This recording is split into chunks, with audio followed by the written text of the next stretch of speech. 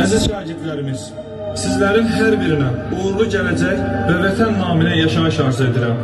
Günü-gündən çiçəklənən Azərbaycanımızda ona layiqli və şərəfli övladlar olaraq yaşayın.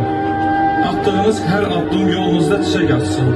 Gəlin, birliyimizə, bütövlüyümüzə gedən yolda şəhadət şərbəti içmiş şəhidlərin hər birinin adından Xudayar qardaşımızın səsini dinləyək. Sana bir xeymə qurdum, keçdi xəyalımdan, öz gözəl yurdum. Dastana döndü, dastana döndü, keçdi xəyalımdan, öz gözəl yurdum. Dumanlar başımda, dastana döndü, dastana döndü. Eline bülbülə çənən yaşadı, yazma zahmeten yaşadı. Şair sormadan yaşadı.